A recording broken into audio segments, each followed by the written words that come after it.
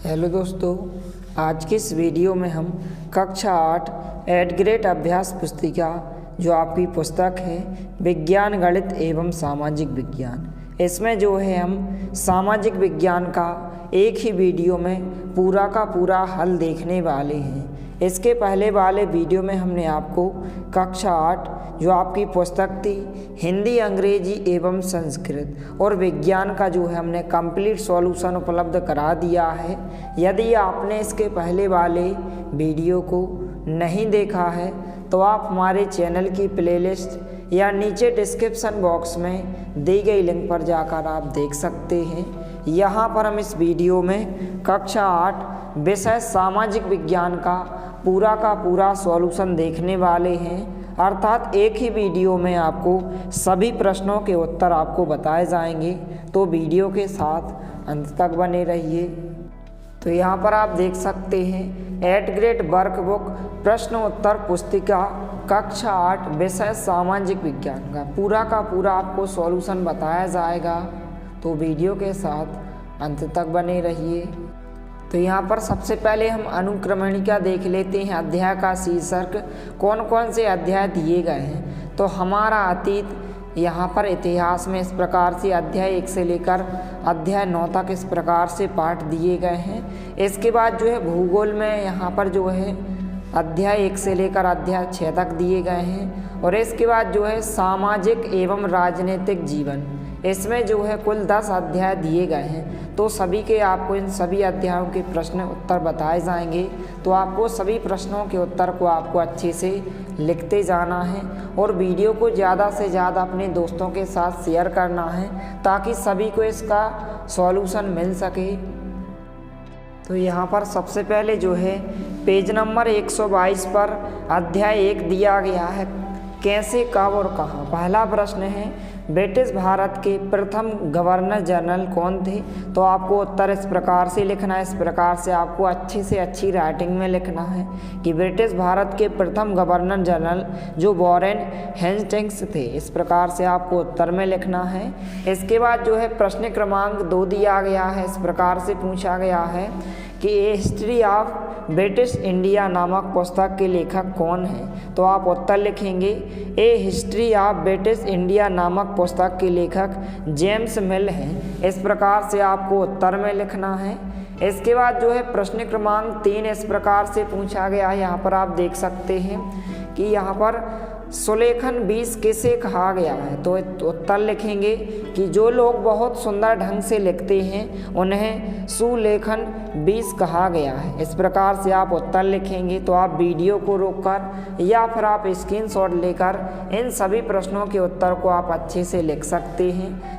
इसके बाद जो है प्रश्न क्रमांक 4 है अभिलेखागार में आप क्या क्या देख सकते हैं, तो इस प्रकार से आप उत्तर लिखेंगे कि अभिलेखागार में आप प्रशासन की एक शाखा से दूसरी शाखा के पास भेजे गए पत्रों, सपनों, जिला अधिकारी द्वारा तैयार किए गए नोट्स और रिपोर्ट इत्यादि पढ़ सकते हैं। इस प्रकार से आपको उत्तर लिखना है।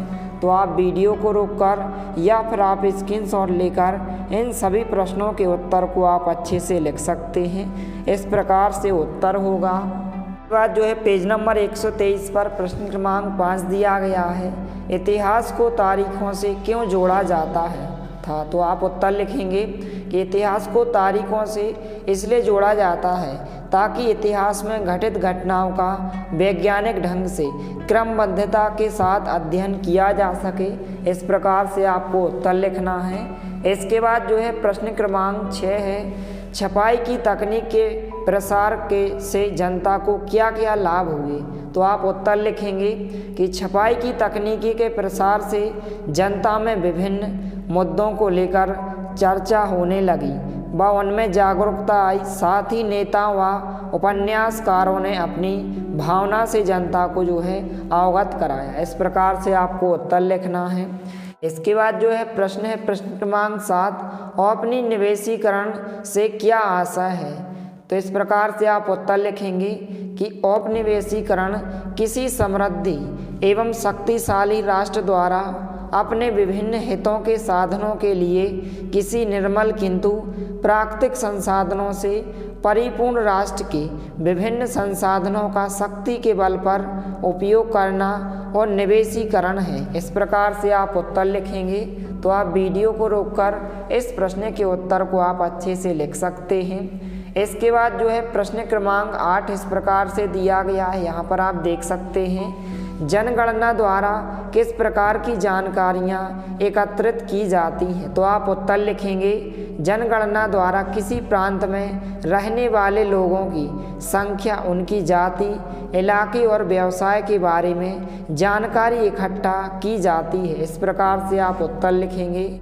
और सभी विद्यार्थियों से एक छोटी सी रिक्वेस्ट है कि सभी विद्यार्थी हमारे चैनल को सब्सक्राइब कीजिए, क्योंकि यार जो है वीडियोस बनाने में बहुत ज़्यादा मेहनत लगती है।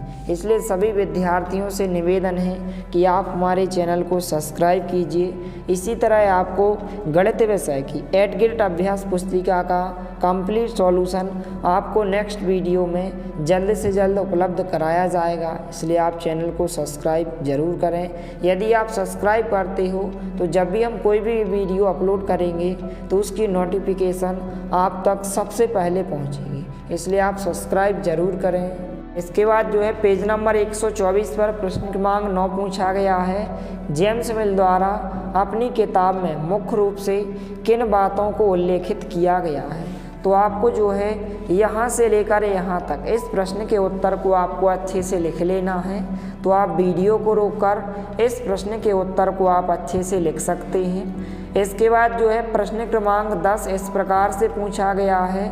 औपनिवेशिक शासन के दौरान सर्वेक्षण के क्या उद्देश्य थे? तो इस प्रकार से आप उत्तर लिखेंगे। यहाँ से लेकर यहाँ तक आपको इस प्रश्न के उत्तर को आपको अच्छे से लिख लेना है। तो आप वीडियो को रोककर इस प्रश्न के उत्तर को आप अच्छे से लिख सकते हैं। और स्टूडेंट हम आपको बता दें कि जो आपके वार्षिक पेपर होंगे, अर्थात जो आपके बोर्ड पेपर होंगे, इन्हीं में से आपकी वार्षिक परीक्षा में प्रश्न पूछे जाएंगे। इसलिए सभी प्रश्नों के उत्तर को आपको अच्छे से लिखते जाना है। इसके बाद जो है पेज नंबर 125 पर अध्याय 2 दिया गया है। व्यापार से साम्राज्य तक कंपनी की सत्ता स्थापित होती है। पहला प्रश्न है, किस पुर्तगाली यात्री द्वारा भारत तक पहुंचने के लिए समुद्री मार्ग का पता लगाया गया था? तो इस प्रकार से आप उत्तर लिखेंगे। यहाँ से लेकर यहाँ तक आपको इस प्रश्न के उत्तर को आपको अच्छे से लिख लेना है। इसके बाद जो है प्रश्न क्रमांक 2 है, इजाज़तनामे से क्या आशय था? तो आपको यहाँ से लेकर यहाँ तक इस प्रश्न के उत्तर को आपको अच्छे से लिख लेना है। तो आप वीडियो को रोककर सभी प्रश्नों के उत्तर को आप अच्छे से लिख सकते हैं। इसके बाद जो है प्रश्न क्रमांक 3 है। तो प्रश्न क्रमांक 3 जो पूछा गया है, बक्सर के युद्ध के क्या परिणाम हुए थे? तो इस प्रकार से आप उत्तर लिखेंगे। आपको यहाँ से लेकर यहाँ तक इस प्रश्न के उत्तर को आपको अच्छे से लिख लेना है। तो आप वीडियो को रोककर इस प्रश्न के उत्तर को आप अच्छे से लिख सकते हैं। इसके बाद जो है पेज नंबर 126 पर प्रश्न क्रमांक 4 है, पानीपत की तीसरी लड़ाई क्यों महत्वपूर्ण है? तो इस प्रकार से उत्तर दिया गया है। आपको यहाँ से लेकर यहाँ तक इस प्रश्न के उत्तर को आपको अच्छे से लिख लेना है। तो इस प्रकार से प्रश्न क्रमांक 4 का उत्तर होगा। इसके बाद जो है प्रश्न क्रमांक 5 पूछा गया है, यूरोप के बाज़ारों में भारत की किन वस्तुओं की मांग अधिक थी? तो इस प्रकार से आपको यहाँ से लेकर यहाँ तक इस प्रश्न के उत्तर को आपको अच्छे से लिख लेना है। इसके बाद जो है प्रश्न क्रमांक 6 पूछा गया है। तो यहाँ पर प्रश्न क्रमांक 6 है, सहायक संधि की शर्तें क्या थी? तो आपको यहाँ से लेकर यहाँ तक इस प्रश्न के उत्तर को आपको अच्छे से लिख लेना है। इस प्रकार से प्रश्न क्रमांक 6 का उत्तर होगा। इसके बाद जो है पेज नंबर 127 पर प्रश्न पूछे गए हैं। प्रश्न क्रमांक 7 है, वारेन हेस्टिंग्स द्वारा न्याय व्यवस्था में क्या क्या सुधार किए गए थे? तो इस प्रकार से आप उत्तर लिखेंगे। आपको यहाँ से लेकर यहाँ तक इस प्रश्न के उत्तर को आपको अच्छे से लिख लेना। इस प्रकार से उत्तर दिया गया है। इसके बाद जो है प्रश्न क्रमांक 8 पूछा गया है इस प्रकार से कि प्लासी युद्ध के क्या कारण थे? तो आपको यहाँ से लेकर यहाँ तक इस प्रश्न के उत्तर को आपको अच्छे से लिख लेना। इस प्रकार से उत्तर होगा।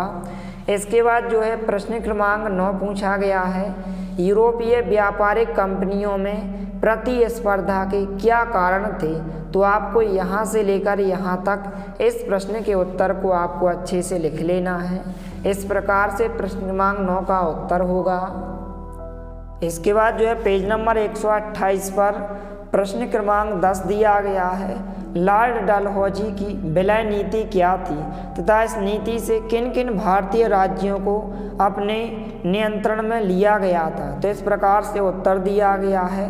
आपको जो है यहाँ से लेकर यहाँ तक इस प्रश्न के उत्तर को आपको अच्छे से लिख लेना है। तो आप वीडियो को रोककर इस प्रश्न के उत्तर को आप अच्छे से लिख सकते हैं। इसके बाद जो है पेज नंबर 129 पर अध्याय 3 दिया गया है, ग्रामीण क्षेत्र पर शासन चलाना। इस अध्याय के सभी प्रश्नों के उत्तर देखने वाले हैं। तो यहाँ पर पहला प्रश्न है, बंगाल में कंपनी द्वारा खरीदी जाने वाली वस्तुओं का मूल्य दोगुना क्यों हो गया था? तो इस प्रकार से उत्तर दिया गया है। आपको यहाँ से लेकर यहाँ तक इस प्रश्न के उत्तर को आपको अच्छे से लिख लेना है।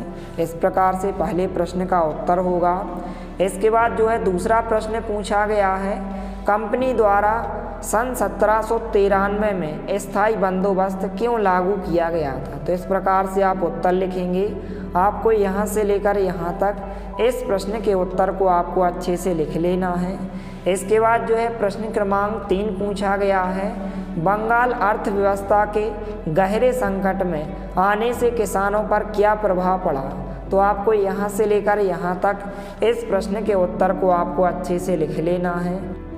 इसके बाद जो है पेज नंबर 130 पर प्रश्न पूछे गए हैं। प्रश्न क्रमांक 4 है, अंग्रेज भारतीय किसानों को विभिन्न भागों में किस प्रकार की फसलें उगाने को मजबूर करते थे और क्यों? तो इस प्रकार से उत्तर दिया गया है। आपको यहाँ से लेकर यहाँ तक इस प्रश्न के उत्तर को आपको अच्छे से लिख लेना है। इसके बाद जो है प्रश्न क्रमांक 5 पूछा गया है, नील तथा बोट के पौधों में अंतर बताइए। तो आपको यहाँ से लेकर यहाँ तक इस प्रश्न के उत्तर को आपको अच्छे से लिख लेना है। इसके बाद जो है प्रश्न क्रमांक 6 पूछा गया है। तो यहाँ पर प्रश्न क्रमांक 6 है, नील की खेती के मुख्य 2 तरीके कौन से थे? तो इस प्रकार से आप उत्तर लिखेंगे। आपको यहाँ से लेकर यहाँ तक इस प्रश्न के उत्तर को आपको अच्छे से लिख लेना है। इस प्रकार से प्रश्न क्रमांक 6 का उत्तर होगा। इसके बाद जो है पेज नंबर 131 पर प्रश्न क्रमांक 7 पूछा गया है, नील के व्यवहार बढ़ाने के लिए अफसर और व्यावसायिक एजेंट किस प्रकार कार्य करने लगे? तो इस प्रकार से आप उत्तर लिखेंगे। आपको यहाँ से लेकर यहाँ तक इस प्रश्न के उत्तर को आपको अच्छे से लिख लेना है। इसके बाद जो है प्रश्न क्रमांक 8 पूछा गया है। तो यहाँ पर प्रश्न क्रमांक 8 है, किसानों को नील की खेती करने में मुख्य समस्याएं क्यों आ रही थीं? तो इस प्रकार से आप उत्तर लिखेंगे। आपको यहाँ से लेकर यहाँ तक इस प्रश्न के उत्तर को आपको अच्छे से लिख लेना है। इसके बाद जो है प्रश्न क्रमांक 9 पूछा गया है, बंगाल के रैयतों ने नील विद्रोह कब और कैसे किया? तो इस प्रकार से आपको यहाँ से लेकर यहाँ तक, फिर इसके बाद पेज नंबर 132 पर दिया गया। तो सबसे पहले आप यहाँ से लेकर यहाँ तक लिखें और इसके बाद जो है पेज नंबर 132 पर यहाँ से लेकर यहाँ तक आपको इस प्रश्न के उत्तर को आपको अच्छे से लिख लेना है। इसके बाद जो है प्रश्न क्रमांक 10 पूछा गया है, महात्मा गांधी के चंपारण आंदोलन की शुरुआत किस बात को लेकर हुई थी? तो इस प्रकार से उत्तर दिया गया, इसको आपको अच्छे से लिख लेना है। तो आपको यहाँ से लेकर यहाँ तक इस प्रश्न के उत्तर को आपको अच्छे से लिख लेना है। इसके बाद जो है पेज नंबर 133 पर अध्याय 4 आदिवासी दीकू और एक स्वर्ण युग की कल्पना, इस अध्याय के सभी प्रश्नों के उत्तर देखने वाले हैं। पहला प्रश्न है, घुमंतू किसान मुख्य रूप से कहाँ रहते थे? तो इस प्रकार से आप उत्तर लिखेंगे। आपको यहाँ से लेकर यहाँ तक इस प्रश्न के उत्तर को आपको अच्छे से लिख लेना है। इसके बाद जो है प्रश्न क्रमांक 2 है, आदिवासी समूह अपना जीवन यापन किस प्रकार करते थे? तो आपको यहाँ से लेकर यहाँ तक इस प्रश्न के उत्तर को आपको अच्छे से लिख लेना है। इस प्रकार से प्रश्न क्रमांक 2 का उत्तर होगा। इसके बाद जो है प्रश्न क्रमांक 3 पूछा गया है, बरली विद्रोह कब और कहाँ हुआ था? तो इस प्रकार से आप उत्तर लिखेंगे। कि वर्ली विद्रोह 1940 में महाराष्ट्र में हुआ था। इस प्रकार से आप उत्तर लिखेंगे। इसके बाद जो है पेज नंबर 134 पर प्रश्न क्रमांक 4 दिया गया है, झूम खेती की क्या विशेषताएं हैं। तो इस प्रकार से आप उत्तर लिखेंगे। आपको यहाँ से लेकर यहाँ तक इस प्रश्न के उत्तर को आपको अच्छे से लिख लेना है। इसके बाद जो है प्रश्न क्रमांक 5 पूछा गया है, आदिवासी महाजनों और व्यापारियों को अपनी मुसीबतों का जिम्मेदार क्यों मानते थे। तो इस प्रकार से आप उत्तर लिखेंगे। आपको यहाँ से लेकर यहाँ तक इस प्रश्न के उत्तर को आपको अच्छे से लिख लेना है। इसके बाद जो है प्रश्न क्रमांक 6 पूछा गया है इस प्रकार से, जनजातीय समूहों ने बिरसा का समर्थन क्यों किया। तो इस प्रकार से आप उत्तर लिखेंगे। आपको यहाँ से लेकर यहाँ तक इस प्रश्न के उत्तर को आपको अच्छे से लिख लेना है। इसके बाद जो है पेज नंबर 135 पर प्रश्न क्रमांक 7 पूछा गया है, वन कानूनों का आदिवासी समूहों के जीवन पर क्या प्रभाव पड़ा। तो इस प्रकार से आप उत्तर लिखेंगे। आपको यहाँ से लेकर यहाँ तक इस प्रश्न के उत्तर को आपको अच्छे से लिख लेना है। इसके बाद जो है प्रश्न क्रमांक 8 पूछा गया है इस प्रकार से, झूम काश्तकारों को स्थायी रूप से बरसाने में अंग्रेज क्यों असफल रहे। तो इस प्रकार से उत्तर दिया गया है। आपको यहाँ से लेकर यहाँ तक इस प्रश्न के उत्तर को आपको अच्छे से लिख लेना है। इसके बाद जो है प्रश्न क्रमांक 9 पूछा गया है, बिरसा आंदोलन से आदिवासी समाज में क्या सुधार हुए। तो इस प्रकार से उत्तर दिया गया है। आपको यहाँ से लेकर यहाँ तक इस प्रश्न के उत्तर को आपको अच्छे से लिख लेना है। इसके बाद जो है पेज नंबर 136 पर प्रश्न क्रमांक 10 पूछा गया है, बिरसा आंदोलन के महत्वपूर्ण परिणाम क्या थे। तो इस प्रकार से उत्तर दिया गया है। आपको इस उत्तर को यहाँ से लेकर यहाँ तक अच्छे से लिख लेना है। तो आप वीडियो को रोककर इन सभी प्रश्नों के उत्तर को आप अच्छे से अच्छी राइटिंग में लिख सकते हैं। इस प्रकार से उत्तर होगा। इसके बाद जो है पेज नंबर 137 पर अध्याय 5 दिया गया है, जब जनता बगावत करती है 1857 और उसके बाद। इस अध्याय के सभी प्रश्नों के उत्तर देखने वाले हैं। तो पहला प्रश्न है, कंपनी के तहत काम करने वाले भारतीय सिपाहियों के असंतोष के क्या कारण थे। तो इस प्रकार से आप उत्तर लिखेंगे। आपको यहाँ से लेकर यहाँ तक इस प्रश्न के उत्तर को आपको अच्छे से लिख लेना है। इसके बाद जो है प्रश्न क्रमांक 2 है, मंगल पांडे को फांसी कब और किस आरोप में दी गई थी। तो आपको यहाँ से लेकर यहाँ तक इस प्रश्न के उत्तर को आपको अच्छे से लिख लेना है। इसके बाद जो है प्रश्न क्रमांक 3 पूछा गया है इस प्रकार से, अंग्रेजों द्वारा किए गए सुधारों का भारतीयों पर क्या प्रभाव पड़ा। तो आपको जो है यहाँ से लेकर यहाँ तक इस प्रश्न के उत्तर को आपको अच्छे से लिख लेना है। इस प्रकार से प्रश्न क्रमांक 3 का उत्तर होगा। इसके बाद जो है पेज नंबर 138 पर प्रश्न क्रमांक 4 दिया गया है, अवध रियासत को कब और क्यों आरोप लगाकर ब्रिटिश शासन में शामिल किया गया था। इस प्रकार से प्रश्न दिया गया और यहाँ से लेकर आपको यहाँ तक इस प्रश्न के उत्तर को आपको अच्छे से लिखना है। इस प्रकार से उत्तर दिया गया है। तो आप अच्छे से अपनी पुस्तक में लिख सकते हैं। इसके बाद जो है प्रश्न क्रमांक 5 है, इंडिया काउंसिल किसे कहा गया है। तो आप इस प्रकार से उत्तर लिखेंगे। आपको यहाँ से लेकर यहाँ तक इस प्रश्न के उत्तर को आपको अच्छे से लिख लेना है। इस प्रकार से आंसर दिया गया है। इसके बाद जो है प्रश्न क्रमांक 6 दिया गया है, उत्तर भारत में 1857 के विद्रोह के मुख्य केंद्र कौन कौन से थे। तो आपको यहाँ से लेकर यहाँ तक इस प्रश्न के उत्तर को आपको अच्छे से लिख लेना है। इसके बाद जो है प्रश्न क्रमांक 7 पूछा गया है इस प्रकार से, किन परेशानियों के कारण किसान 1857 के विद्रोह में शामिल हुए। तो आपको यहाँ से लेकर यहाँ तक इस प्रश्न के उत्तर को आपको अच्छे से लिख लेना है। तो आप वीडियो को रोककर इन सभी प्रश्नों के उत्तर को आप अच्छे से लिख सकते हैं। इसके बाद जो है पेज नंबर 139 पर प्रश्न क्रमांक 8 दिया गया है, 1824 में कंपनी के सैनिकों ने बर्मा जाने से क्यों मना किया? तो इस प्रकार से उत्तर दिया गया आपको यहाँ से लेकर यहाँ तक। इस प्रश्न के उत्तर को आपको अच्छे से लिख लेना है। इसके बाद जो है प्रश्न क्रमांक 9 पूछा गया है इस प्रकार से, 1857 विद्रोह के बाद अंग्रेजों ने अपनी नीतियों में क्या बदलाव किए? लिखिए। तो आपको यहाँ से लेकर यहाँ तक इस प्रश्न के उत्तर को आपको अच्छे से लिख लेना है। इस प्रकार से उत्तर होगा। इसके बाद जो है प्रश्न क्रमांक 10 दिया गया है, नीचे दिए गए भारत के रेखा मानचित्र में 1857 विद्रोह से संबंधित निम्नांकित स्थानों को दर्शाइए। इस प्रकार से स्थान दिए गए हैं और पेज नंबर 140 पर आपको एक मानचित्र दिया गया है। उस मानचित्र में इन स्थानों को आपको दर्शाना है। तो यहाँ पर आप देख सकते हैं पेज नंबर 140 पर इस प्रकार से मानचित्र दिया गया है। इस प्रकार से आपको दर्शाना है। यहाँ पर मेरठ आपको दर्शाना है।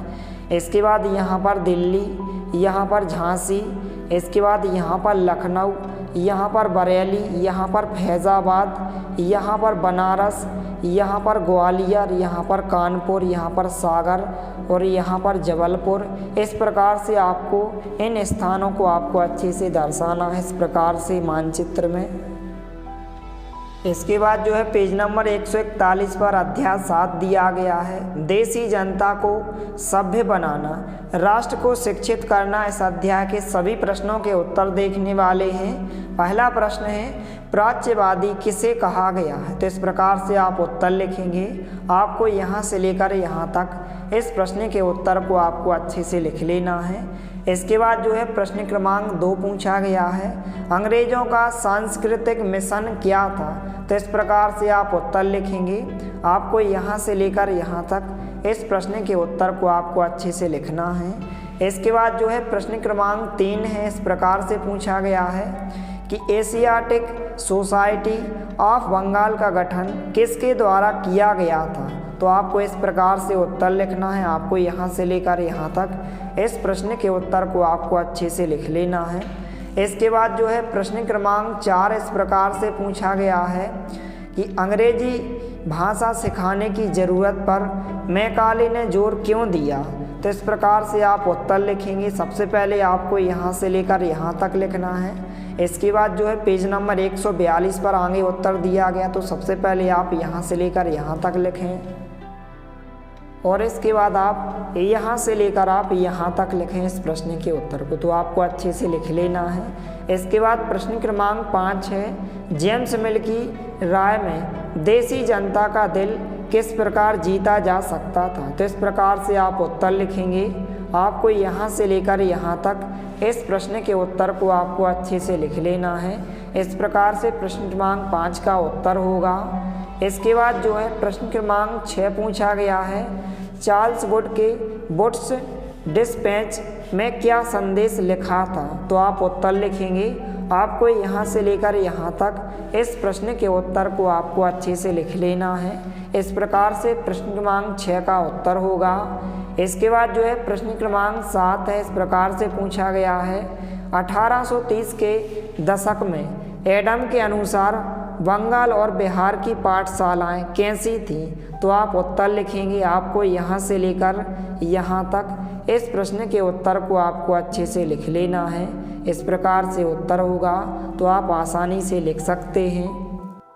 इसके बाद जो है पेज नंबर 143 पर प्रश्न क्रमांक 8 दिया गया है, 1854 के बाद कंपनी ने देसी शिक्षा व्यवस्था में सुधार हेतु क्या कदम उठाए? तो इस प्रकार से उत्तर दिया गया है। आपको यहाँ से लेकर यहाँ तक इस प्रश्न के उत्तर को आपको अच्छे से लिख लेना है। इसके बाद जो है प्रश्न क्रमांक 9 पूछा गया है, महात्मा गांधी औपनिवेशिक शिक्षा के पक्ष में क्यों नहीं थे? तो आपको यहाँ से लेकर यहाँ तक इस प्रश्न के उत्तर को आपको अच्छे से लिख लेना है। तो आप सभी प्रश्नों के उत्तर को आप नोट करते जाइए, अर्थात लिखते जाइए। इसके बाद जो है प्रश्न क्रमांक 10 पूछा गया है, इस प्रकार से, शांति निकेतन की स्थापना किसने और क्यों की थी? तो इस प्रकार से उत्तर दिया गया है। आपको यहाँ से लेकर यहाँ तक इस प्रश्न के उत्तर को आपको अच्छे से लिख लेना है। इसके बाद जो है पेज नंबर 144 पर अध्याय 8 दिया गया है, महिलाएं, जाति एवं सुधार। इस अध्याय के सभी प्रश्नों के उत्तर देखने वाले हैं। तो पहला प्रश्न है, सामाजिक रीति रिवाजों और मूल्य मान्यताओं में बदलाव किस सदी से आया? तो आप उत्तर लिखेंगे, आपको यहाँ से लेकर यहाँ तक इस प्रश्न के उत्तर को आपको अच्छे से लिख लेना है। इसके बाद जो है प्रश्न क्रमांक 2 है, आर्य समाज की स्थापना किसके द्वारा की गई थी? तो आपको यहाँ से लेकर यहाँ तक इस प्रश्न के उत्तर को आपको अच्छे से लिख लेना है कि दयानंद ने सन 1875 में आर्य समाज की स्थापना की थी। इसके बाद जो है प्रश्न क्रमांक 3 है, राजा राम मोहन राय को समाज सुधारक क्यों कहा गया है? तो आप उत्तर लिखेंगे, आपको यहाँ से लेकर यहाँ तक इस प्रश्न के उत्तर को आपको अच्छे से लिख लेना है। इसके बाद जो है प्रश्न क्रमांक 4 है, प्रमुख समाज सुधारकों के नाम लिखिए। तो आपको यहाँ से लेकर यहाँ तक इस प्रश्न के उत्तर को आपको अच्छे से लिख लेना है।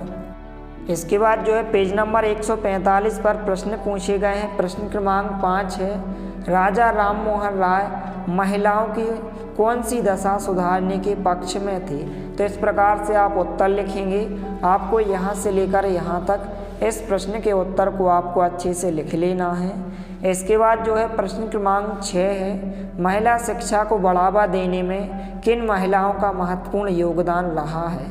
तो आप यहाँ से लेकर यहाँ तक इस प्रश्न के उत्तर को आप लिखेंगे। इसके बाद जो है प्रश्न क्रमांक 7 पूछा गया है, 19वीं सदी के मध्य में जब लड़कियों के लिए स्कूल खुले तो लोगों के मन में क्या डर था? तो आप उत्तर लिखेंगे, आपको यहाँ से लेकर यहाँ तक इस प्रश्न के उत्तर को आपको अच्छे से लिख लेना है।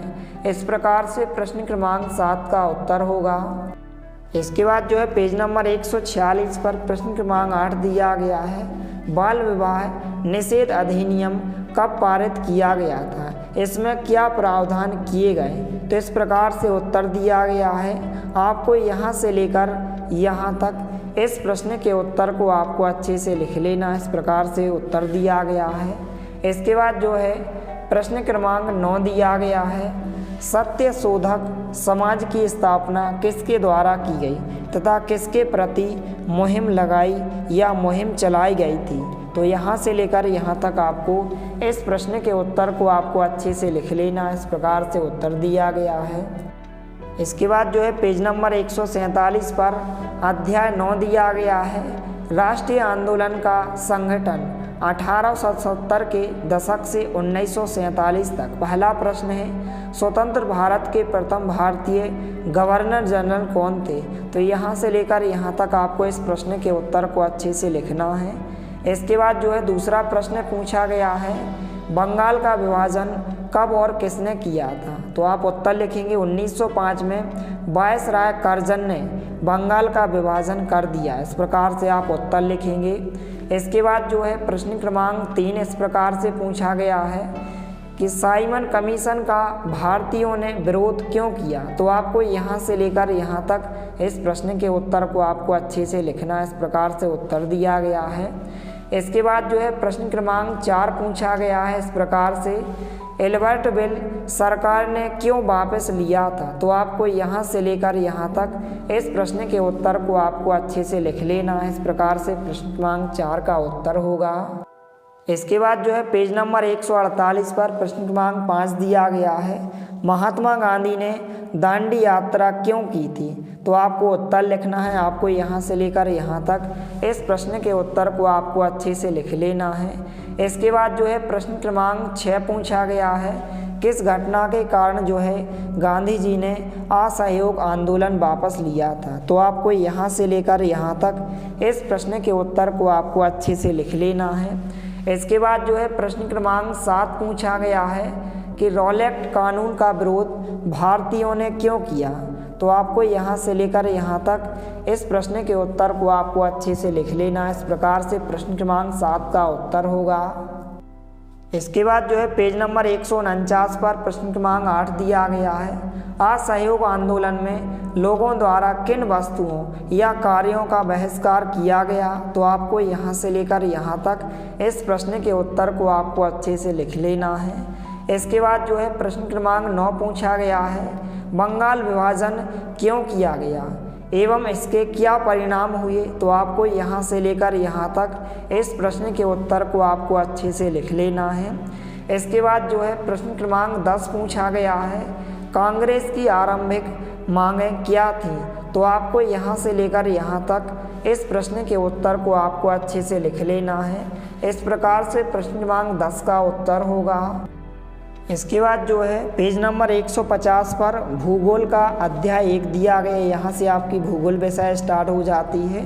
तो यहाँ पर अध्याय 1 है संसाधन। इस अध्याय के सभी प्रश्नों के उत्तर देखने वाले हैं। पहला प्रश्न है संसाधन की परिभाषा लिखिए। तो इस प्रकार से संसाधन की परिभाषा होगी। आपको यहाँ से लेकर यहाँ तक इस प्रश्न के उत्तर को आपको अच्छे से लिख लेना है। इसके बाद प्रश्न क्रमांक 2 है पेटेंट किसे कहते हैं। तो इस प्रकार से आप उत्तर लिखेंगे। आपको यहाँ से लेकर यहाँ तक इस प्रश्न के उत्तर को आपको अच्छे से लिख लेना है। इसके बाद जो है प्रश्न क्रमांक 3 पूछा गया है, संसाधन कितने प्रकार के होते हैं, उदाहरण सहित लिखिए। तो संसाधन 2 प्रकार के होते हैं, प्राकृतिक संसाधन और मानव निर्मित संसाधन। और आपको उदाहरण लिखना है जैसे जलवायु, पुल, सड़क और मशीन। इस प्रकार से आप उत्तर लिखेंगे। इसके बाद जो है पेज नंबर 151 पर प्रश्न क्रमांक 4 दिया गया है, नवीकरणीय एवं अनवीकरणीय संसाधन में कोई 3 अंतर लिखिए।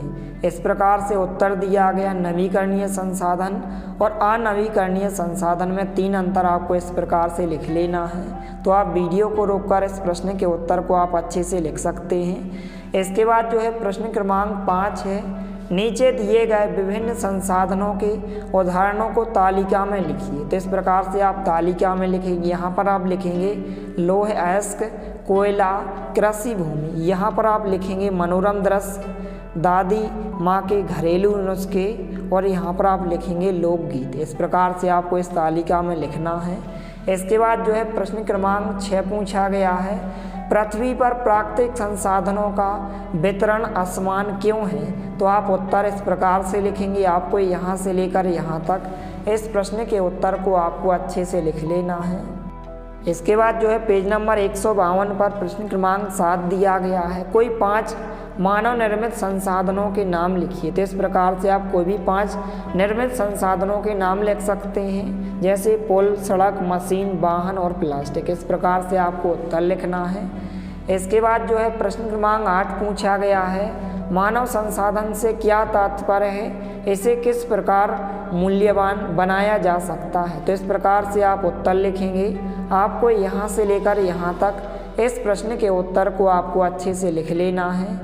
इसके बाद जो है प्रश्न क्रमांक 9 पूछा गया है, इस प्रकार से संसाधनों को हम किस प्रकार संरक्षित कर सकते हैं, कोई 4 उपाय लिखिए।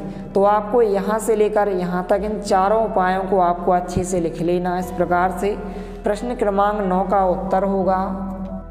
इसके बाद जो है पेज नंबर 153 पर प्रश्न क्रमांक 10 दिया गया है, सतत पोषणीय विकास के 4 सिद्धांत लिखिए।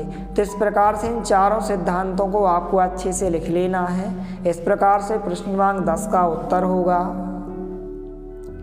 इसके बाद जो है पेज नंबर 154 पर अध्याय 2 दिया गया है, भूमि, मृदा, जल, प्राकृतिक वनस्पति और वन्य जीवन संसाधन।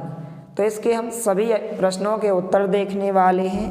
पहला प्रश्न है, भूमि का उपयोग किन किन कार्यों के लिए किया जाता है, लिखिए।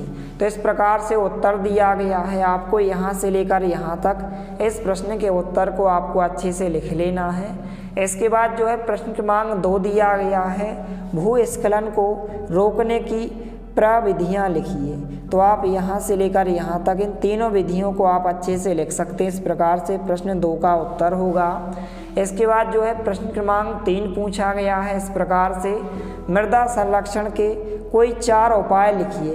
तो इस प्रकार से आपको कोई भी 4 उपाय लिखना है। इस प्रकार से इन 4 उपायों को आपको अच्छे से लिख लेना है।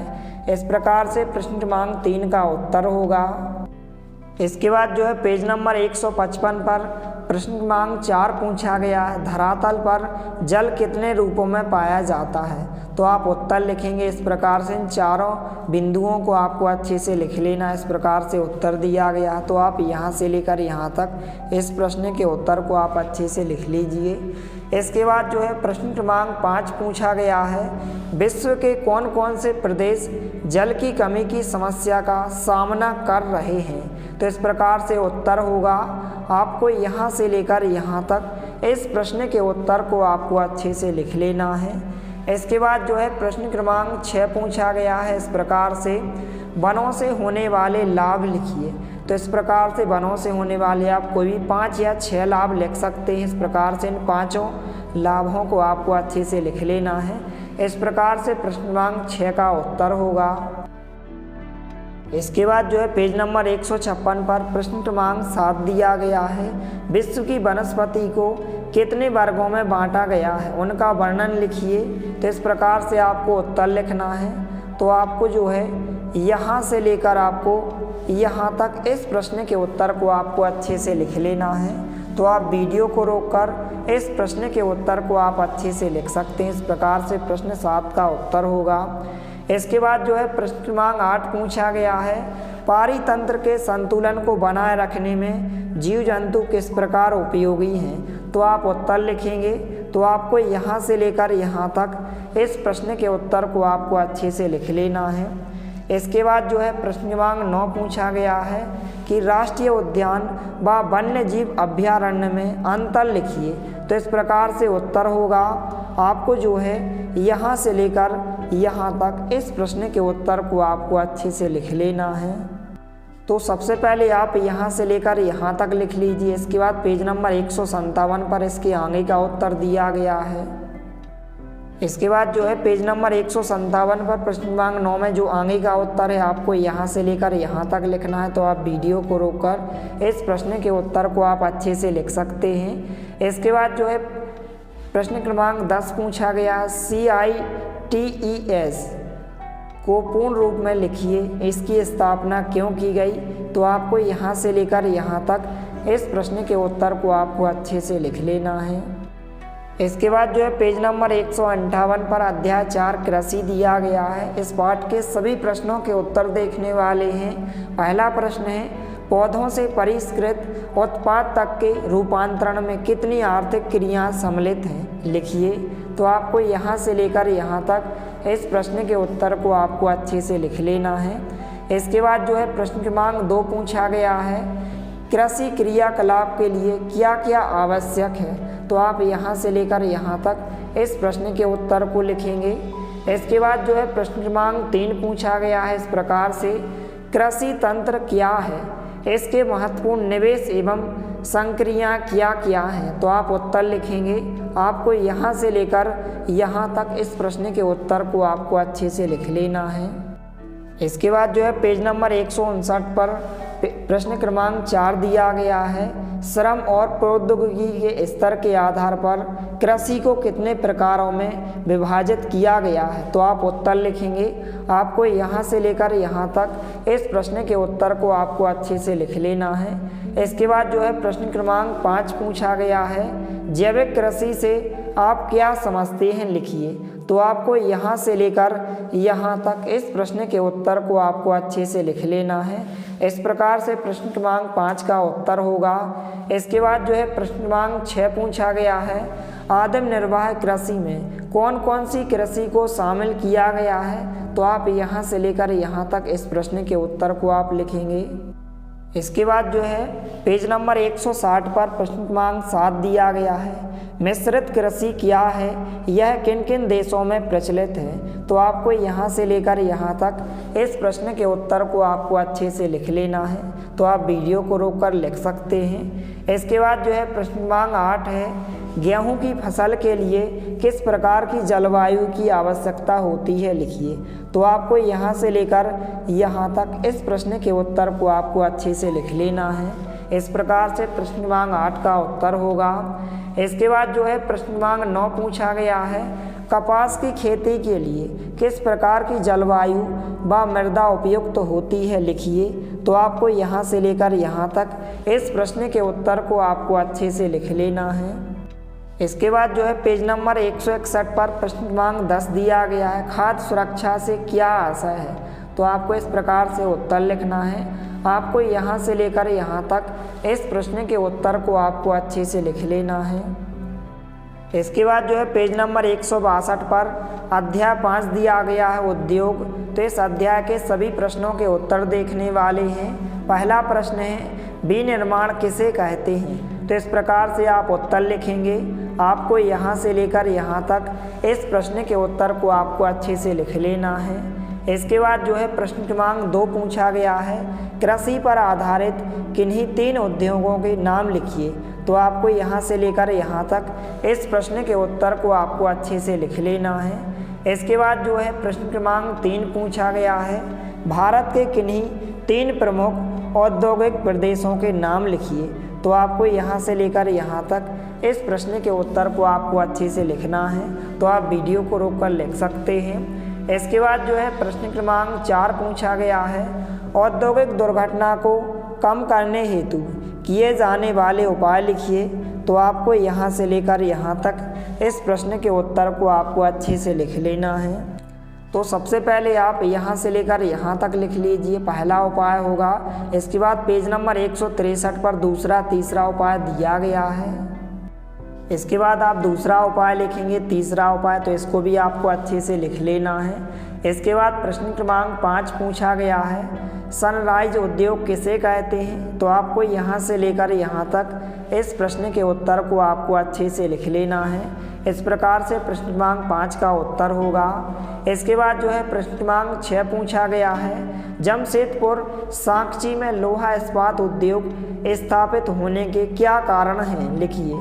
तो आपको यहाँ से लेकर यहाँ तक इस प्रश्न के उत्तर को आपको अच्छे से लिख लेना है। इस प्रकार से प्रश्न क्रमांक 6 का उत्तर होगा। इसके बाद जो है प्रश्न क्रमांक 7 पूछा गया है, संयुक्त राज्य अमेरिका के ग्रेट लेक्स नाम से प्रसिद्ध 5 झीलों के नाम लिखिए। तो इस प्रकार से आप 5 झीलों के नाम लिखेंगे। आपको यहाँ से लेकर यहाँ तक इस प्रश्न के उत्तर को आपको अच्छे से लिख लेना है। इसके बाद जो है पेज नंबर 164 पर प्रश्न क्रमांक 8 दिया गया है, पीटर्सबर्ग लोहा इस्पात उद्योग का वर्णन कीजिए। तो इस प्रकार से उत्तर दिया गया है। आपको जो है यहाँ से लेकर यहाँ तक इस प्रश्न के उत्तर को आपको अच्छे से लिख लेना है। इसके बाद जो है प्रश्न क्रमांक 9 दिया गया है, अहमदाबाद में सूती वस्त्र उद्योग के विकास में सहायक कारण लिखिए। तो आपको यहाँ से लेकर यहाँ तक इस प्रश्न के उत्तर को आपको अच्छे से लिख लेना है। इस प्रकार से प्रश्न क्रमांक 9 का उत्तर होगा। इसके बाद जो है प्रश्न क्रमांक 10 पूछा गया है, ओसाका को जापान का मैनचेस्टर क्यों कहा जाता है। तो आपको यहाँ से लेकर यहाँ तक इस प्रश्न के उत्तर को आपको अच्छे से लिख लेना है। इस प्रकार से प्रश्न क्रमांक 10 का उत्तर होगा। इसके बाद जो है पेज नंबर 165 पर अध्याय 6 दिया गया है, मानव संसाधन। तो इस अध्याय के सभी प्रश्नों के उत्तर देखने वाले हैं। पहला प्रश्न है, प्रधानमंत्री कौशल विकास योजना कब व किस उद्देश्य से शुरू की गई, लिखिए। तो आपको यहाँ से लेकर यहाँ तक इस प्रश्न के उत्तर को आपको अच्छे से लिख लेना है। तो आप वीडियो को रोककर इस प्रश्न के उत्तर को आप लिख सकते हैं। इसके बाद जो है प्रश्न क्रमांक 2 है, भारत की जनसंख्या का औसत घनत्व कितने व्यक्ति प्रति वर्ग किलोमीटर है। तो आप यहाँ से लेकर यहाँ तक इस प्रश्न के उत्तर को आप लिखेंगे।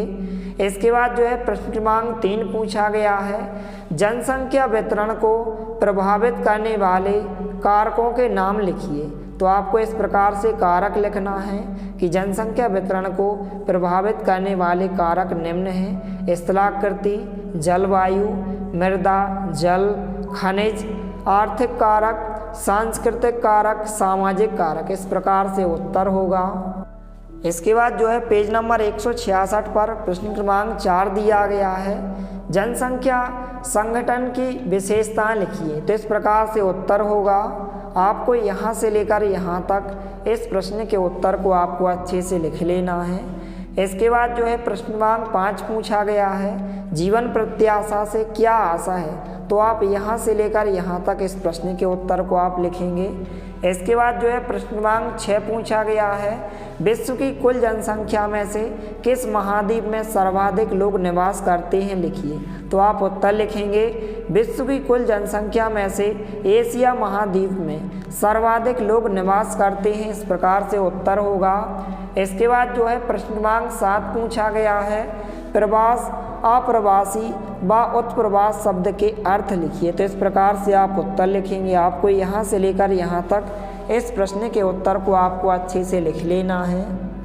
इसके बाद जो है पेज नंबर 167 पर प्रश्न क्रमांक 8 पूछा गया है, अधिकतर लोग मैदानी भागों में ही रहना क्यों पसंद करते हैं, लिखिए। तो इस प्रकार से उत्तर होगा। आपको यहाँ से लेकर यहाँ तक इस प्रश्न के उत्तर को आपको अच्छे से लिख लेना है। इसके बाद जो है प्रश्न क्रमांक 9 पूछा गया है, किस प्रकार के युवा किसी राष्ट्र का भविष्य होते हैं, लिखिए। तो आपको यहाँ से लेकर यहाँ तक इस प्रश्न के उत्तर को आपको अच्छे से लिख लेना है। इस प्रकार से प्रश्न क्रमांक 9 का उत्तर होगा। इसके बाद जो आपका भाग है राजनीति, सामाजिक एवं राजनीति, इसका हम अध्याय 1 भारतीय संविधान, जो कि पेज नंबर 168 पर दिया गया है, इस अध्याय के सभी प्रश्नों के उत्तर देखने वाले हैं। तो पहला प्रश्न है, किसी देश को संविधान की ज़रूरत क्यों पड़ती है। तो इस प्रकार से उत्तर दिया गया है। आपको यहाँ से लेकर यहाँ तक इस प्रश्न के उत्तर को आपको अच्छे से लिख लेना है। इसके बाद जो है प्रश्न क्रमांक 2 पूछा गया है, नेपाल में राजतंत्र कब खत्म हुआ।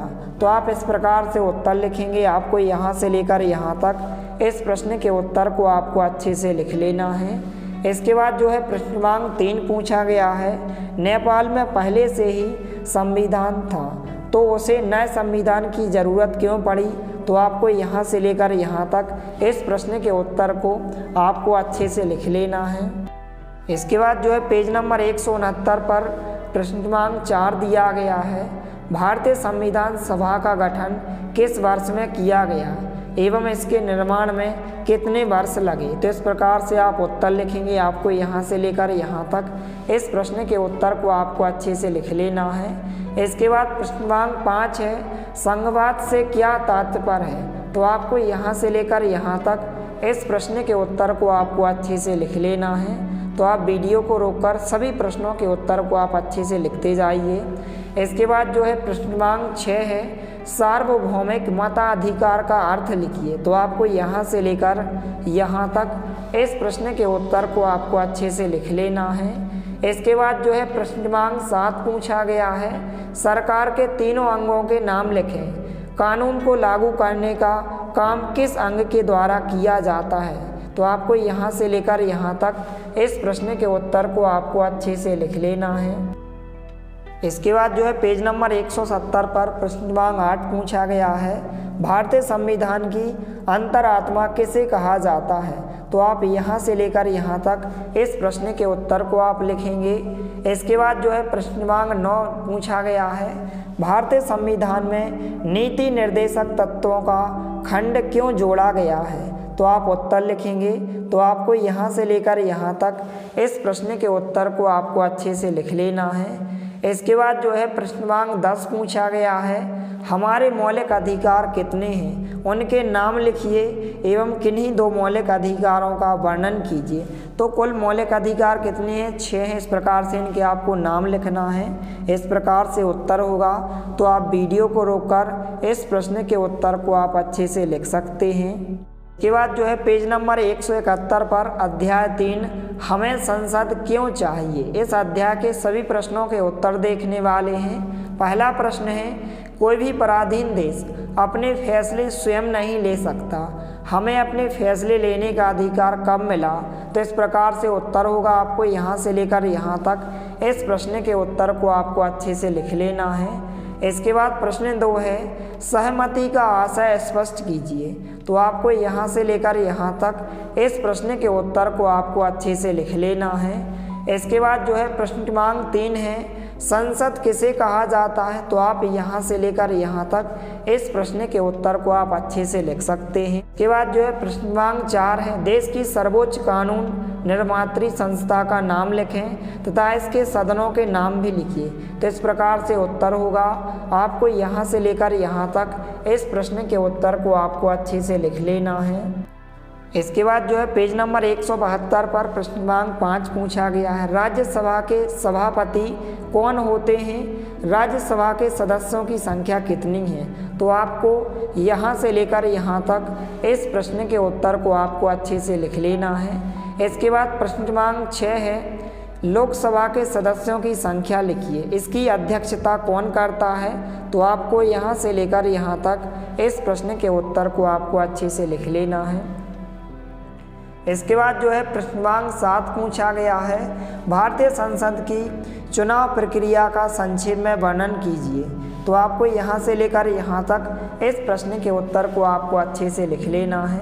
इसके बाद जो है प्रश्न क्रमांक 8 पूछा गया है, राज्यसभा के सदस्यों का चुनाव किसके द्वारा किया जाता है? इसके मनोनीत सदस्यों की संख्या लिखिए। तो आपको यहाँ से लेकर यहाँ तक इस प्रश्न के उत्तर को आपको अच्छे से लिख लेना है। इसके बाद जो है पेज नंबर 173 पर प्रश्न क्रमांक 9 दिया गया है, लोकतंत्र के स्वस्थ संचालन में विपक्षी दल की क्या भूमिका होती है? तो इस प्रकार से आप उत्तर लिखेंगे। आपको यहाँ से लेकर यहाँ तक इस प्रश्न के उत्तर को आपको अच्छे से लिख लेना है। इसके बाद जो है प्रश्न क्रमांक 10 पूछा गया है, संसद में प्रश्नकाल क्या है तथा इसका क्या महत्व है? तो आपको यहाँ से लेकर यहाँ तक इस प्रश्न के उत्तर को आपको अच्छे से लिख लेना है। इसके बाद जो है पेज नंबर 174 पर अध्याय 4 दिया गया है, कानूनों की समझ। इस अध्याय के सभी प्रश्नों के उत्तर देखने वाले हैं। पहला प्रश्न है, अमेरिका में 1964 में पारित नागरिक अधिकार कानून में क्या प्रावधान किए गए? तो इस प्रकार से आप उत्तर लिखेंगे। आपको यहाँ से लेकर यहाँ तक इस प्रश्न के उत्तर को आपको अच्छे से लिख लेना है। इसके बाद जो है प्रश्न क्रमांक 2 पूछा गया है, संसद द्वारा पारित कानून को कौन रद्द कर सकता है? तो आप उत्तर लिखेंगे। आपको यहाँ से लेकर यहाँ तक इस प्रश्न के उत्तर को आपको अच्छे से लिख लेना है। इसके बाद जो है प्रश्न क्रमांक 3 पूछा गया है, घरेलू हिंसा किसे कहा जाता है? तो आप यहाँ से लेकर यहाँ तक इस प्रश्न के उत्तर को आप लिखेंगे। तो आप वीडियो को रोककर सभी प्रश्नों के उत्तर को आप अच्छे से लिख सकते हैं। इसके बाद जो है प्रश्न क्रमांक 4 है, घरेलू हिंसा महिला सुरक्षा कानून किस सन से लागू हुआ? तो आप उत्तर लिखेंगे। आपको यहाँ से लेकर यहाँ तक इस प्रश्न के उत्तर को आपको अच्छे से लिख लेना है। इसके बाद जो है पेज नंबर 175 पर प्रश्न क्रमांक 5 दिया गया है, हिंसा की शिकार महिलाओं को नए कानून से कौन से 2 मुख्य अधिकार प्राप्त हुए हैं? तो इस प्रकार से आप उत्तर लिखेंगे। आपको इस यहाँ से लेकर यहाँ तक इस प्रश्न के उत्तर को अच्छे से लिख लेना है।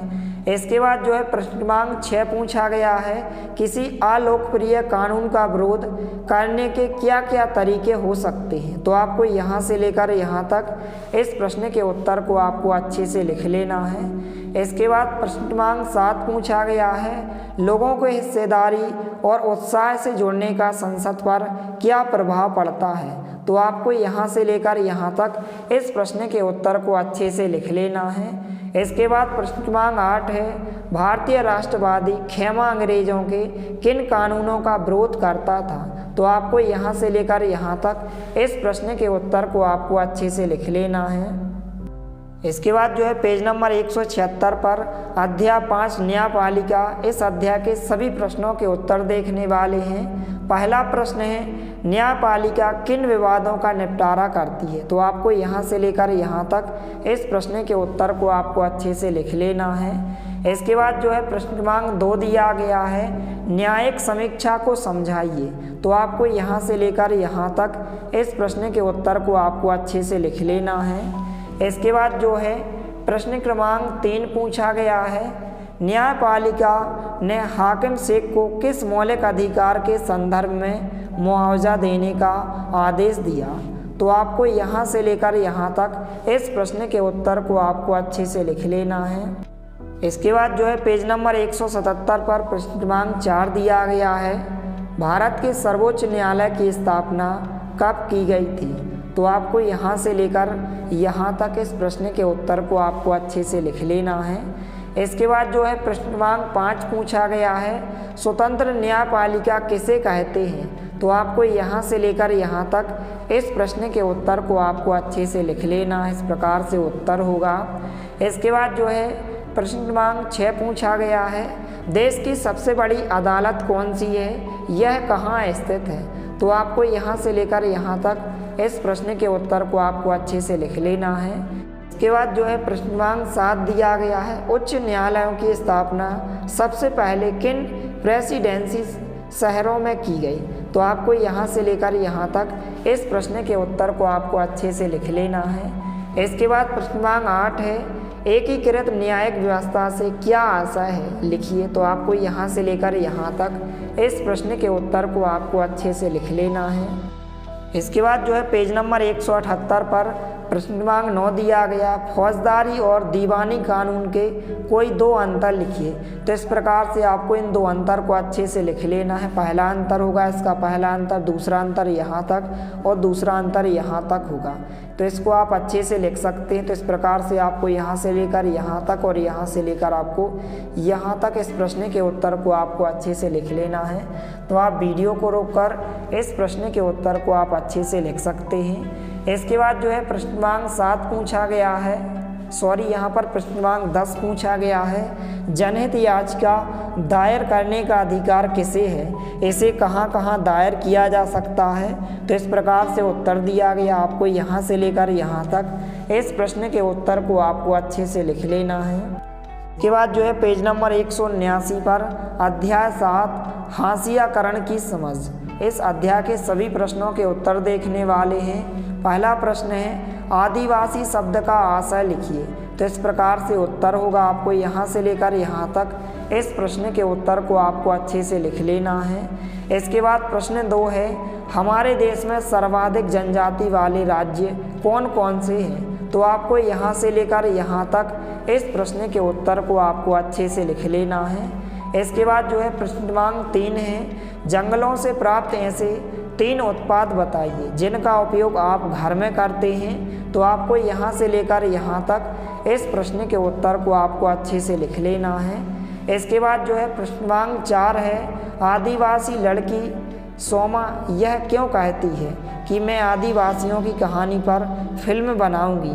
तो इस प्रकार से आपको यहाँ से लेकर यहाँ तक इस प्रश्न के उत्तर को आपको अच्छे से लिख लेना है। तो आप वीडियो को रोककर इन सभी प्रश्नों के उत्तर को आप अच्छे से लिख सकते हो। इसके बाद जो है पेज नंबर 180 पर प्रश्न क्रमांक 5 दिया गया है, सामान्यतः आदिवासियों जनजातियों की किस छवि को विभिन्न कार्यक्रमों में प्रस्तुत किया जाता है? तो आपको यहाँ से लेकर यहाँ तक इस प्रश्न के उत्तर को आपको अच्छे से लिख लेना है। इसके बाद प्रश्न क्रमांक 6 पूछा गया है, क्या कारण है कि अधिकांश आदिवासी समुदाय बड़ी बड़ी रियासतों के अधीन नहीं रहे? तो आपको यहाँ से लेकर यहाँ तक इस प्रश्न के उत्तर को आपको अच्छे से लिख लेना है।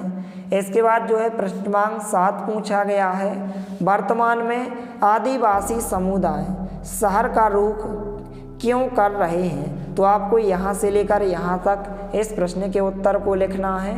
इसके बाद प्रश्न क्रमांक 8 पूछा गया है इस प्रकार से, क्या कारण है कि खनन परियोजनाओं के कारण विस्थापित होने वालों में 50% से अधिक आदिवासी समुदाय हैं? तो आपको यहाँ से लेकर यहाँ तक इस प्रश्न के उत्तर को आपको अच्छे से लिख लेना है। इसके बाद जो है पेज नंबर 181 पर प्रश्न क्रमांक 9 दिया गया है, यदि आदिवासी समुदाय वन भूमि पर अपना अधिकार खो देता है तो किस प्रकार की ज्ञान संपदा के खोने का खतरा उत्पन्न हो जाएगा? तो आपको यहाँ से लेकर यहाँ तक इस प्रश्न के उत्तर को आपको अच्छे से लिख लेना है। इसके बाद प्रश्न क्रमांक 10 पूछा गया है, अल्पसंख्यकों के लिए सुरक्षात्मक प्रावधानों की आवश्यकता क्यों है? तो आपको यहाँ से लेकर यहाँ तक इस प्रश्न के उत्तर को आपको अच्छे से लिख लेना है। इसके बाद जो है पेज नंबर 182 पर अध्याय 8 दिया गया है, हाशियाकरण से निपटना। पहला प्रश्न है, इतिहास में विभिन्न समुदायों ने असमानता तथा भेदभाव का सामना किन रणनीतियों के सहारे किया है। तो इस प्रकार से उत्तर दिया गया आपको यहाँ से लेकर यहाँ तक। इस प्रश्न के उत्तर को आपको अच्छे से लिख लेना है। इसके बाद प्रश्न क्रमांक 2 है, जनजातीय आबादी वाले क्षेत्रों में सामाजिक न्याय को प्रोत्साहित करने हेतु सरकार द्वारा क्या कदम उठाए गए हैं। तो आपको यहाँ से लेकर यहाँ तक इस प्रश्न के उत्तर को आपको अच्छे से लिख लेना है। इसके बाद जो है प्रश्न क्रमांक 3 पूछा गया है, अनुसूचित जाति एवं अनुसूचित जनजाति अत्याचार निवारण अधिनियम 1989 क्यों बनाया गया है। तो आप यहाँ से लेकर यहाँ तक इस प्रश्न के उत्तर को लिखेंगे। इसके बाद जो है पेज नंबर 183 पर प्रश्न क्रमांक 4 दिया गया है, एक विशेष समुदाय के लोगों ने रत्नम के रस्म न निभाने के लिए किसे जिम्मेदार माना। तो आपको यहाँ से लेकर यहाँ तक इस प्रश्न के उत्तर को आपको अच्छे से लिख लेना है। इसके बाद प्रश्न क्रमांक 5 है, केंद्र सरकार द्वारा पारित अनुसूचित जनजाति एवं अन्य परंपरागत वनवासी अधिनियम 2006 में क्या क्या प्रावधान हैं। तो आपको यहाँ से लेकर यहाँ तक इस प्रश्न के उत्तर को आपको अच्छे से लिख लेना है। इसके बाद प्रश्न क्रमांक 6 पूछा गया है, आरक्षण का कानून लागू करने के पीछे क्या तर्क दिया गया है। तो आपको यहाँ से लेकर यहाँ तक इस प्रश्न के उत्तर को आपको अच्छे से लिख लेना है। इसके बाद प्रश्न क्रमांक 7 पूछा गया है, भारतीय संविधान में अस्पृश्यता को रोकने के लिए कौन कौन से अनुच्छेद हैं और उनमें क्या क्या प्रावधान है। तो आपको यहाँ से लेकर यहाँ तक इस प्रश्न के उत्तर को आपको अच्छे से लिख लेना है। इसके बाद प्रश्न क्रमांक 7 के उत्तर में आप यहाँ से लेकर यहाँ तक भी लिखेंगे, जो कि पेज नंबर 184 पर दिया गया है।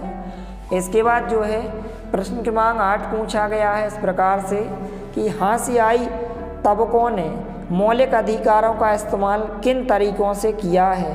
तो आपको यहाँ से लेकर यहाँ तक इस प्रश्न के उत्तर को आपको अच्छे से लिख लेना है।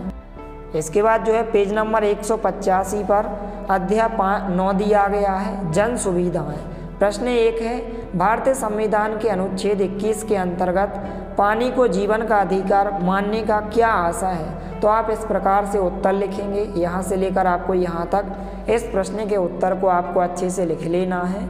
इसके बाद प्रश्न क्रमांक 2 पूछा गया है, मैलापुर में लोग बोरवेल के पानी का उपयोग पीने के लिए क्यों नहीं करते हैं। तो आपको यहाँ से लेकर यहाँ तक इस प्रश्न के उत्तर को आपको अच्छे से लिख लेना है। इसके बाद प्रश्न क्रमांक 3 पूछा गया है, दूषित पानी से होने वाली किन्हीं 5 बीमारियों के नाम बताइए। तो आपको यहाँ से लेकर यहाँ तक इस प्रश्न के उत्तर को आपको अच्छे से लिख लेना है। इसके बाद प्रश्न क्रमांक 4 है, केंद्र सरकार द्वारा किए जाने वाले व्यय का सबसे अधिक हिस्सा कहाँ व्यय होता है। तो आपको यहाँ से लेकर यहाँ तक इस प्रश्न के उत्तर को आपको अच्छे से लिख लेना है। इसके बाद जो है प्रश्न क्रमांक 5 पूछा गया, जल आपूर्ति की कमी का बोझ ज़्यादातर गरीबों पर पड़ता है, समझाइए। तो आपको यहाँ से लेकर यहाँ तक इस प्रश्न के उत्तर को आपको अच्छे से लिख लेना है। इसके बाद जो है प्रश्न क्रमांक 5 का उत्तर आगे भी दिया गया, यहाँ से लेकर आप यहाँ तक लिखेंगे। इसके बाद प्रश्न क्रमांक 6 दिया गया है, आपके क्षेत्र में उपलब्ध किन्हीं 5 जन सुविधाओं के नाम बताइए। तो आपको यहाँ से लेकर यहाँ तक इस प्रश्न के उत्तर को आपको लिखना है, या फिर इस प्रश्न के उत्तर को आप अपने अनुसार भी लिख सकते हैं कि आपके क्षेत्र में जो भी 5 जन उपलब्ध सुविधा हैं जो कि आपके क्षेत्र में, जैसे बिजली, सार्वजनिक परिवहन, विद्यालय, कॉलेज और स्वास्थ्य। इस प्रकार से आप उत्तर लिखेंगे। इसके बाद जो है प्रश्न क्रमांक 7 पूछा गया है कि निजी कंपनी जन सुविधा के कामों में रुचि क्यों नहीं लेती है। तो आपको यहाँ से लेकर यहाँ तक इस प्रश्न के उत्तर को आपको अच्छे से लिख लेना है। इसके बाद प्रश्न क्रमांक 8 पूछा गया है, केंद्र सरकार की आय के स्रोत कौन कौन से हैं। तो आप यहाँ से लेकर यहाँ तक इस प्रश्न के उत्तर को लिखेंगे। इसके बाद जो है प्रश्न क्रमांक 9 पूछा गया है, कोई एक उदाहरण देकर समझाइए कि जल पूर्ति की जिम्मेदारी निजी कंपनी को नहीं दिया जाना चाहिए। तो आपको यहाँ से लेकर यहाँ तक इस प्रश्न के उत्तर को आपको अच्छे से लिख लेना है। इसके बाद जो है पेज नंबर 187 पर अध्याय 10 दिया गया है, कानून और सामाजिक न्याय। इस अध्याय के सभी प्रश्नों के उत्तर देखने वाले हैं। पहला प्रश्न है, न्यूनतम वेतन से क्या आशय है। तो आपको यहाँ से लेकर यहाँ तक इस प्रश्न के उत्तर को आपको अच्छे से लिख लेना है। इसके बाद प्रश्न क्रमांक 2 है, न्यूनतम वेतन के लिए कानून की आवश्यकता क्यों हुई? तो आपको यहाँ से लेकर यहाँ तक इस प्रश्न के उत्तर को आपको अच्छे से लिख लेना है। इसके बाद जो है प्रश्न क्रमांक 3 है, पावर लूम किसे कहते हैं? इनमें कौन काम करते हैं? तो आपको यहाँ से लेकर यहाँ तक इस प्रश्न के उत्तर को आपको अच्छे से लिख लेना है।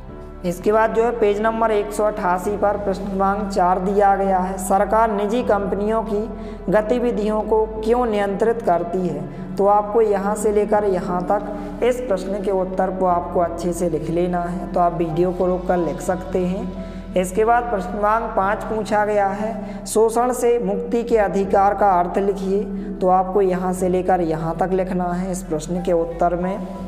इसके बाद प्रश्न क्रमांक 6 पूछा गया है, सन 2017 में एक ऑनलाइन पोर्टल, इस प्रकार से पोर्टल था HTTPS पेंसिल गवर्नमेंट इन, क्यों बनाया गया? तो आप उत्तर इस प्रकार से लिखेंगे, आपको यहाँ से लेकर यहाँ तक लिखना है। इसके बाद प्रश्न क्रमांक 7 पूछा गया है, यूनियन कार्बाइड ने भारत में ही अपना कारखाना क्यों खोला? तो इस प्रकार से उत्तर होगा, आपको सबसे पहले आपको यहाँ से लेकर यहाँ तक, इसके बाद पेज नंबर 189 पर आगे उत्तर दिया गया है। इसके बाद आप यहाँ से लेकर यहाँ तक लिखेंगे प्रश्न क्रमांक 7 का उत्तर। इसके बाद प्रश्न क्रमांक 8 पूछा गया है, यूनियन कार्बाइड के भोपाल और अमेरिकी संयंत्रों में सुरक्षा व्यवस्था में क्या अंतर थे? लिखिए। तो आपको यहाँ से लेकर यहाँ तक इस प्रश्न के उत्तर को आपको अच्छे से लिख लेना है। इसके बाद जो है प्रश्न क्रमांक 9 पूछा गया है इस प्रकार से, प्रदूषण मुक्त हवा और पानी का अधिकार किस मौलिक अधिकार से संबंधित है? तो अनुच्छेद 21 से संबंधित है, इस प्रकार से आप उत्तर लिखेंगे। इसके बाद जो है प्रश्न क्रमांक 10 पूछा गया है कि कंप्रेस्ड नेचुरल गैस CNG ईंधन के इस्तेमाल से क्या फ़ायदा होता है? तो आप उत्तर लिखेंगे, आपको यहाँ से लेकर यहाँ तक लिखना है। इसके बाद जो है लास्ट प्रश्न है जो कि पेज नंबर 190 पर दिया गया है। प्रश्न क्रमांक 11 है, न्यायालयों के पर्यावरण से जुड़े निर्णयों का मजदूरों के जीवन पर क्या प्रभाव पड़ा? तो आपको यहाँ से लेकर यहाँ तक इस प्रश्न के उत्तर को आपको अच्छे से लिख लेना है। तो इस प्रकार से कक्षा 8 सामाजिक विज्ञान की 8th ग्रेड अभ्यास पुस्तिका का कंप्लीट सॉल्यूशन हो जाएगा। इसी तरह आपको नेक्स्ट वीडियो में गणित विषय की 8th ग्रेड अभ्यास पुस्तिका का सॉल्यूशन चैनल के माध्यम से उपलब्ध कराया जाएगा। यदि वीडियो पसंद आए तो प्लीज़ लाइक कीजिए, दोस्तों के साथ शेयर कीजिए, और यदि आपने हमारे चैनल को सब्सक्राइब नहीं किया है तो प्लीज़ सब्सक्राइब कीजिए। धन्यवाद, मिलते हैं अगले वीडियो में, तब तक के लिए जय हिंद, वंदे मातरम।